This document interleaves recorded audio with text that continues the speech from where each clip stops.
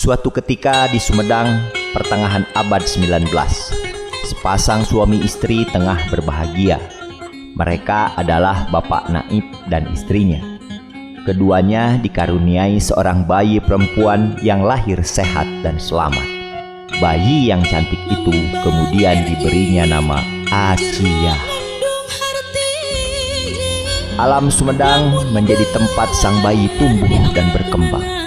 Saat menginjak usia 5 tahun, sang bayi yang kemudian dipanggil Nyi Aciah itu mulai menampakkan berbagai keistimewaan. Ada hal-hal yang menakjubkan disaksikan para penduduk desa saat Nyi Aciah bermain dengan sebayanya. Pak Naib dan istrinya pun semakin menyayanginya. Seiring bertambah usia, kemampuan dan keistimewaan Nyi Aciah makin meningkat. Dia dikenal mampu mengobati orang sakit. Nama Nyi Aciah pun semakin populer di kalangan penduduk ketika dia mampu menyembuhkan penyakit mata yang diderita oleh Pak Naib, ayah kandungnya sendiri. Dengan kesaktian Nyi Aciah, Pak Naib terhindar dari kebutaan. Semakin hari semakin banyak penduduk Sumedang yang datang berobat kepada Nyi Aciah. Sebagai tanda terima kasih, Nyi Aciah menerima sejumlah imbalan dari mereka. Dari waktu ke waktu, makin banyak pasien dengan berbagai penyakit yang berhasil disembuhkan oleh Nyi Aciah. Desas-desus dan mitos tentang kesaktian Nyi Aciah itu terus menyebar di kalangan penduduk, sehingga akhirnya mereka menganggap Nyi Aciah sebagai orang suci. Bahkan ada pula yang menganggap Nyi Aciah sebagai titisan Dewi Siti Johar Manikem, putri Syekh Jumadil Kubra, yang diyakini sejumlah penduduk Sumedang saat itu sebagai Kiai Sakti Mandraguna.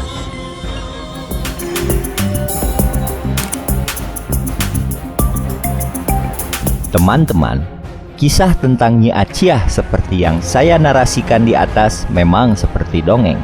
Tapi keberadaan Nyi Aciah itu sendiri adalah fakta dan tercatat dalam dokumen resmi pemerintah kolonial Belanda.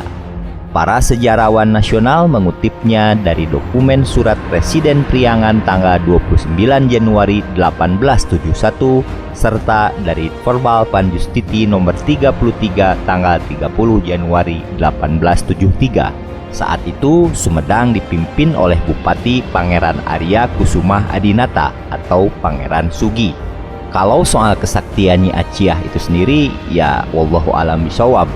Zaman itu belum ada pesulap merah yang konon bisa mengetes kesaktian orang-orang yang dianggap atau mengaku dukun. Dalam kultur masyarakat terjajah saat itu, nyaris tak ada ruang untuk cek dan recheck terhadap kebenaran informasi yang tersebar. Yang dibutuhkan saat itu adalah sugesti, setidaknya untuk memelihara harga diri. Maka sosok seperti Nyi Aciah dengan segala keistimewaan dan keluar biasaannya itu segera saja menjadi magnet yang sangat kuat untuk mendapatkan simpati dan dukungan khalayak. Ini terkait pula dengan tersebarnya ramalan bahwa pada saatnya kelak akan hadir dua sosok pemimpin yang mendirikan kerajaan Sunda, yaitu di daerah Keling, sebelah selatan Kabupaten Banjar saat ini, dan di daerah Tegal Luar.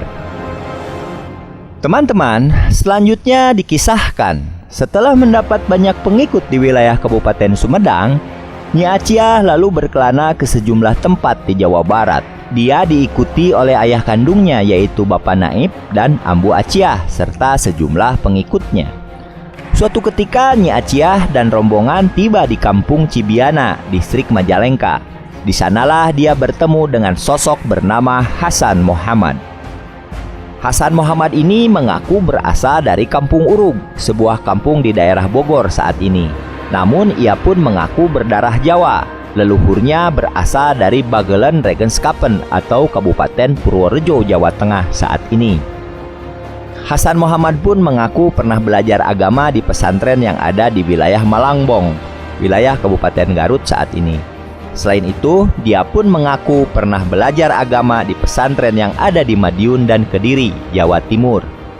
Lalu pada tahun 1868, menurut pengakuannya, Hasan Muhammad pulang ke Kampung Urug.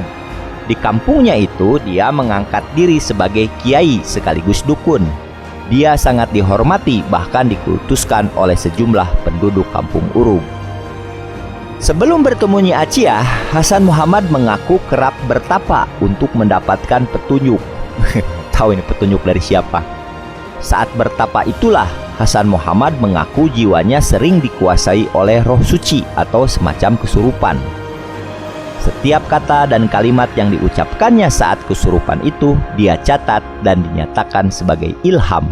Kemudian setiap ilham itu ditulis dalam secari kertas jadi semacam piagam yang di kalangan pengikutnya disebut sebagai surat tobat.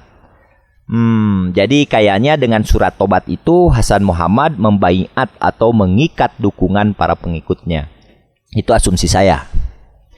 Nah, pada saat bertemu dengan Nyi Achiah itu, Hasan Muhammad secara spontan mengatakan bahwa berdasarkan ilham yang diperolehnya saat bertapa, Nyi Achiah adalah anak yang selama ini dicarinya, yang akan dia jadikan ratu. Saat itu pula Hasan Muhammad mengatakan bahwa tiba saatnya pecah perang dan peraturan yang berlaku saat itu harus dimusnahkan. Dia pun kembali mengutip ramalan tentang kerajaan Kling dan kerajaan Tegaluar yang akan segera berdiri. Maka selanjutnya dapat ditebak, terjadilah kolaborasi antara Nyi Achiah dan Hasan Muhammad. Beberapa hari setelah pertemuan, Hasan Muhammad kemudian mengeluarkan piagam yang isinya mengangkat Nyi Achiah sebagai ratu kerajaan Tegaluar. Dia sendiri menyatakan diri sebagai patihnya. Panglima perangnya adalah Bapak Enom, sementara anaknya Bapak Enom dinyatakan sebagai pemegang payung kebesaran. Tak tanggung-tanggung, Hasan Muhammad pun melemparkan ultimatum. Karena Nyi Achiah ini lahir dari keturunan yang utama, kepada regen-regen, pangeran-pangeran, dan kaum bangsawan lainnya supaya jangan menghalang-halangi. Regen-regen itu maksudnya para bupati. Nah teman-teman, gebrakan Hasan Muhammad ini ternyata berhasil mempengaruhi banyak pihak. Sosok, pesona, dan kemampuan Nyi Achiah terus dieksplorasi untuk mendapatkan banyak dukungan. Pada bulan Mei 1871, Nyi Achiah yang kini berstatus sebagai Ratu Kerajaan Tegaluar mengunjungi daerah Malangbong. Kedatangan sang ratu ternyata mendapat sambutan yang besar dan antusiasme terutama dari kalangan emak-emak, ibu-ibu, dan kaum perempuan di sana. Mungkin karena sosok Nyi Achiah yang tampil sebagai ratu, harga diri mereka sebagai kaum perempuan di masa kolonial merasa terangkat dan terwakili. Tak cuma dari kalangan cacah atau rakyat jelata yang turut menyambut kehadiran sang ratu, terdapat pula istri Wedana Malangbong serta beberapa menak yang menjabat sebagai camat atau kepala subdistrik. Sebelumnya, Nyi Achiah dan Hasan Muhammad juga berhasil mempengaruhi sehingga mendapatkan dukungan dari ulama seperti Raden Muhammad Ahmad, Naib Indihiang Tasikmalaya, dan Mas Abdul Manan, Naib Malangbong, serta tokoh-tokoh masyarakat seperti Haji Abdullah, Haji Abdullah Umar, Bapak Arsinem, termasuk Bapak Enom yang diangkatnya sebagai panglima perang. Adapun Bapak Naib dan Ambu Achiah tentu saja paling depan sebagai orang tua kandung Nyi Ratu Achiah. Melihat fenomena seperti itu, pemerintah kolonial pun kemudian menjadi resah. Mereka khawatir kewibawaan mereka terganggu. Akhirnya diputuskanlah untuk menindak gerakan Nyi Achiah itu. Dalihnya adalah mengganggu keamanan dan ketertiban umum.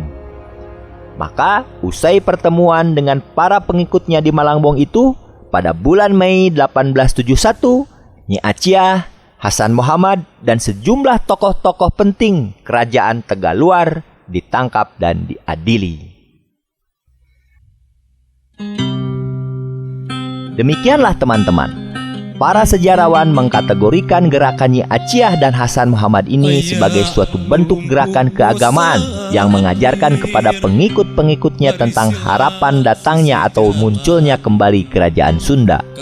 Sartono Kartodirjo dalam bukunya Religious Movement of Java in 19th and 20th Centuries menilai ada kemiripan dan benang merah antara gerakan Nyi Achiah dengan gerakan-gerakan sejenis seperti gerakan Raksa Praja 1841, gerakan Bapak Kantang 1853, serta gerakan Mutayam 1863. Kemiripan itu antara lain adalah terkait dengan keyakinan akan hadirnya Ratu Adil, sosok dalam ramalan Jayabaya yang disebut akan membawa manusia keluar dari zaman edan. Salam teman-teman.